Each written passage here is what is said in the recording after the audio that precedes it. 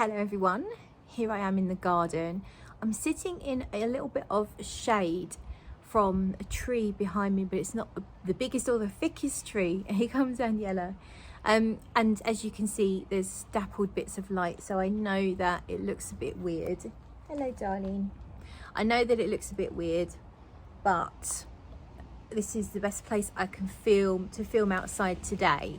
So this is what we have got, and at least we have a cat to make things look much lovelier. So today we have got sort of an unboxing, but really mostly it's about first impressions of a sample that Francesca Bianchi has sent me.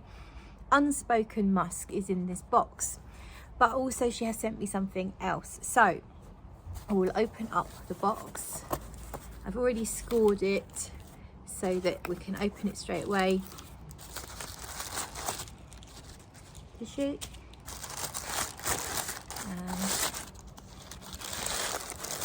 There we have it.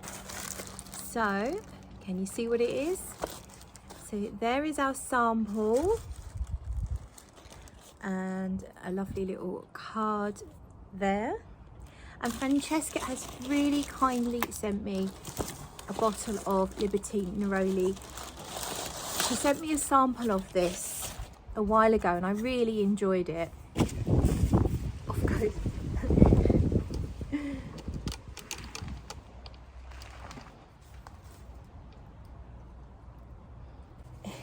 It's blowing about in the wind. And she keeps chasing it, but I'm not quite catching her doing it. Okay, I went and got the bit of paper, screwed it up and put it in a box. So Libertine Neroli, I've already done a video on it. I think it was first impressions from the sample, and I really enjoyed it. It's a really beautiful, quite a rich, sweet Neroli scent. I haven't smelled it for a little while, and Francesca knew that I really did enjoy it, and she's very kindly sent me a full bottle of Libertine Neroli. I think the bottles have changed, the boxes I think have changed. This looks different to how I remember. I can't remember the previous boxes, but definitely looks, I love the white clean look of this. Very simple, kind of minimal looking, but nice. And there we have the bottle, Libertine Neroli. I am fresh and clean from the shower, literally more than that, about half an hour ago I had my shower. I have no body products on. I am completely clean because as I'm smelling a musk, I want to make sure that there is nothing else that can get in my nostrils apart from the perfume. So let's have a open up and get the sample out. So even the samples come really nicely wrapped in tissue, and I've been so excited about this one. I've been reading reviews. I've watched, I saw Gabby's review on it. I'm not sure if there's any other oh yeah, Persuasive talked about it briefly as well, but there's not a lot of reviews on YouTube at the moment. And it's called Unspoken Musk, and I know that it's got some quite animalic musks in here, and I also understand it has some cleaner musks in here. So I can't remember the other notes, so let's just go straight on the back of the hand. So I'm kind of nervous for the dirty musks because I'm generally not a fan of things like Civet and Castoreum, etc, etc. But I love clean musks, and I know there's iris in here, and I can't remember, yeah, I can't remember off the top of my head what else we have. So let's have a smell. So it is undoubtedly Francesca Bianchi straight away. Not as dirty as I expected. And I've heard people say it's like Lover's Tail but lighter and more mass appealing. And I would say I get a little bit of something like the Lover's Tail, but I get a fruitiness here.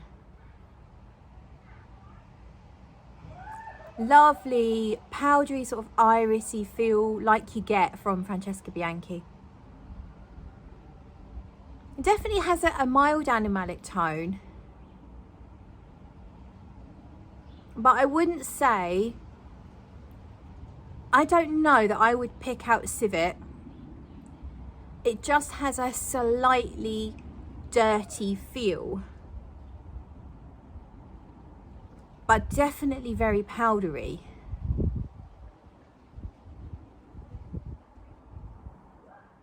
I'm very Francesca. I'd say it's reminding me of Tiger as well in a way.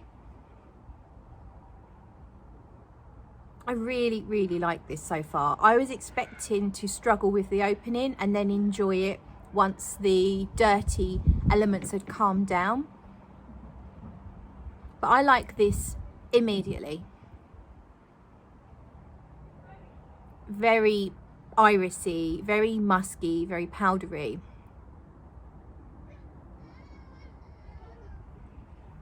A hint of a fruit, like a raspberry. I don't think there's a raspberry note listed. I can't remember the notes now. And also I think I'm getting honey. Oh, there's Immortelle. I'm sure there's Immortelle, because that was another note I wasn't sure about. And that might be lending it a honey, like almost maple syrup like feel.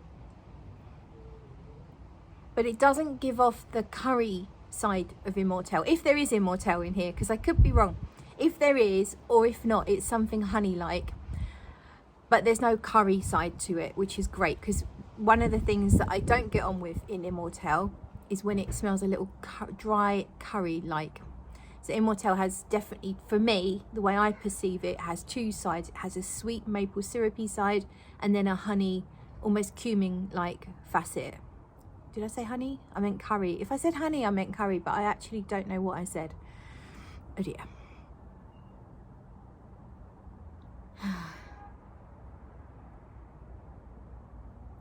It's reminding me of, it's definitely reminding me of one of Francesca's fragrances, but I'm not entirely sure which one. It could even be the Lover's Tale meets one of the others.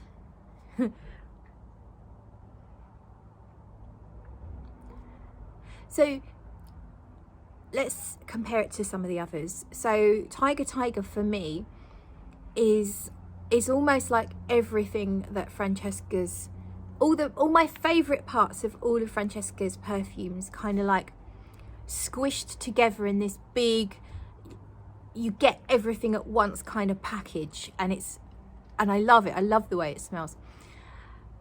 But it is like a mixture of lots and lots of the best parts of Francesca's perfumes all rolled into one, and then when you smell it, it's everything at once, and it's great. Whereas this smells, it definitely smells honeyish. This smells, I've got some fox poo down there, I believe, which is, but I'm quite aware that I'm not mixing up the fox poo with what's going on in the perfume, but I definitely smell some fox poo. This is more like a traditional classic perfume construction, whereas, as I say, Tiger felt like everything at once, all mushed up. For me, that was a good thing. This is much more like a classic unfolding fragrance, like a more French style perfume, I guess. I wish that fox poo would go away. Yeah, I'm getting a very distinctive, I think it's honey. Bloody fox poo. Sweet, slightly dry aspects in here. It's reasonably dry perfume. Definitely say it's quite powdery. Oh, that fox poo's really kicking up. I might have to move. I might move into the sun if I can tolerate it. When I say if I can tolerate the sun, I'm not talking about the heat because it is now October and it's definitely not that hot, although it is quite warm actually in the sun, but it's the sun in my eyes that I'm talking about. But that fox poo's really kicking up over there. Look, a little Agnella.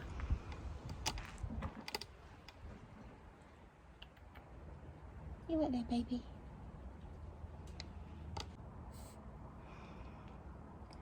It's fruity and honey, like there's a fruit in here. It's a fruit that's dripping with honey. And I no longer think it's raspberry. I'm pretty certain there's no raspberry listed anyway, but it no longer smells like raspberry to me. It's almost golden. It's a golden dripping fruit that's got nectar dripping from it. So it's quite a sweet, syrupy nectar-like feel in here. But lots of powder and iris, powder, musks, all of that. A sweet dustiness. So you've got dry and moist in here at the same time. So you've got this layer of musky iris and powder, and then you've got this golden juicy fruit that's dripping like golden syrup, little glistening drops of gold that's sugary and lovely. It's funny that I don't get a lot of dirt from this.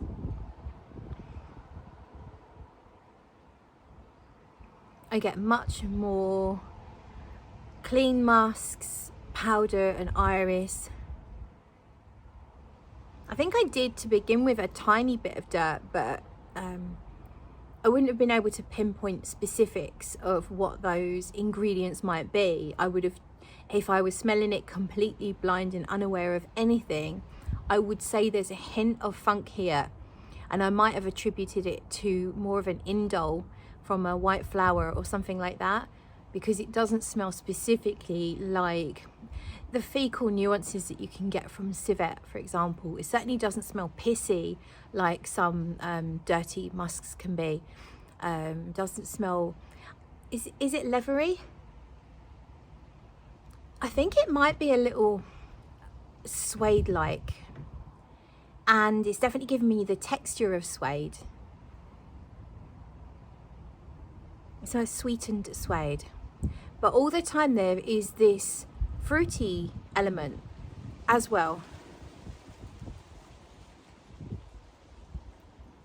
What is it? What's the fruit? I'm gonna look the notes up afterwards and I'll put them on the screen. But there's definitely a fruitiness in here. It's like a fruity iris, musky, powdery, slightly nectar-like fragrance at the moment. It's an absolute win from me. I really like this. If I carry on enjoying this throughout the wearing, which I suspect I'm going to, then I will probably buy this one. Because I am, as I said before in another video, I think I made Gabby laugh, I am a musk whore. And I am absolutely on a crazed obsession at the moment when it comes to musks. Everything is musk. Everything's got musk in it that I'm wearing. I'm loving musk right now. Hello, B. Musks, amber, all the different musks, but generally always clean. I don't mind a tiny dirty element to them, but generally I want them pretty clean. But yeah, I'm a musk whore. And this is absolutely doing it for me. Now, bear in mind, for those of you that are thinking about whether or not they want to sample it, or whether or not if they're considering buying it, I would say sample first, for sure. There are very mixed reviews out there. And I think those people that like a really challenging scent, and those people that really love strong animalics, and they like to smell like animals' butts, they have been disappointed. And then people like me, who really like more easy to wear and mass appealing scents, they have been very pleasantly surprised. And so you need to bear that in mind while you make your decision whether it's something you want to test. Look at my tastes, and you'll generally find that most of the fragrances I like are quite clean, pretty clean. I do have the Lover's Tale. That's one of the dirtiest fragrances I own, and I generally wear that for me. I might wear that at bedtime because I love how it smells the next day. Like the opening I like, but how that works on my skin and how it changes is amazing. And the next day when you wake up, oh my god, like, oh, I'm ravaging myself in the mornings when I'm wearing that. I don't need a lover, I'm my own lover. But let's not go there. So final thoughts on Unspoken Musk is I really like it. It's I'd call it a fruity. I mean, the fruitiness is not too strong. The fruitiness is maybe a sixth of what I'm smelling. So that you got the fruitiness, but mostly you're getting musks, powder, iris, and then a slight hint of a nectar. Like I said, almost like a golden syrup or a honey, something like that.